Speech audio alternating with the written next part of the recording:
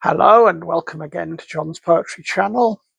Um, Today I'm going to read you a bit of somewhat magical poetry, I think. It's the beginning of Samuel Taylor Coleridge's The Rime of the Ancient Mariner. I'm going to read you part one of that long poem. And in this, I think Coleridge conjures up this mesmeric sort of power that the mariner has over the wedding guest. So this is part one of that poem.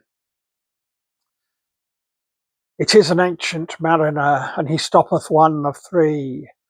By thy long grey beard and glittering eye, now wherefore stopp'st thou me?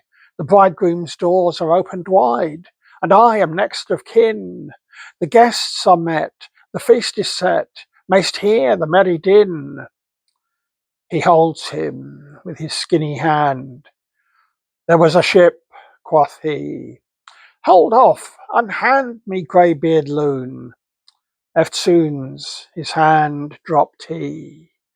He holds him with his glittering eye. The wedding guest stood still, and listens like a 3 years child. The mariner hath his will. The wedding guest sat on a stone, he cannot choose but hear. And thus spake on that ancient man, the bright-eyed mariner. The ship was cheered, the harbour cleared, merrily did we drop, below the kirk, below the hill, below the lighthouse top. The sun came up upon the left, out of the sea came he, and he shone bright, and on the right went down into the sea. Higher and higher every day, till over the mast at noon, the wedding guest here beat his breast, for he heard the loud bassoon. The bride hath paced into the hall, red as a rose is she. Nodding their heads before her goes the merry minstrelsy. The wedding guest, he beat his breast, yet he cannot choose but hear.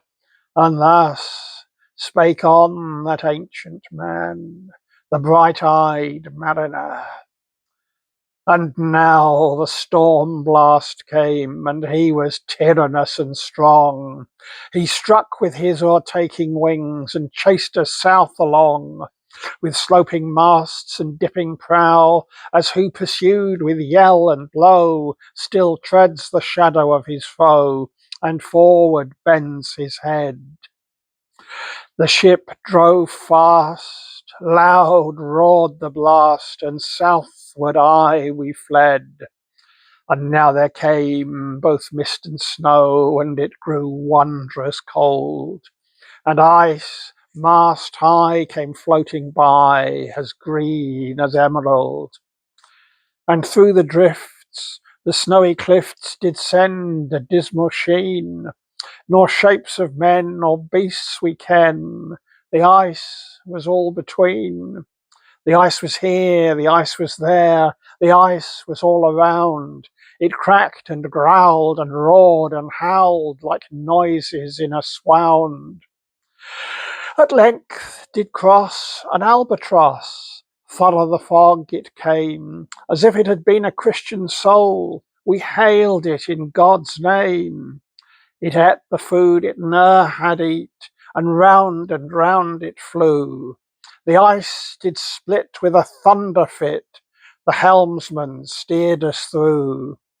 And a good south wind sprung up behind, the albatross did follow.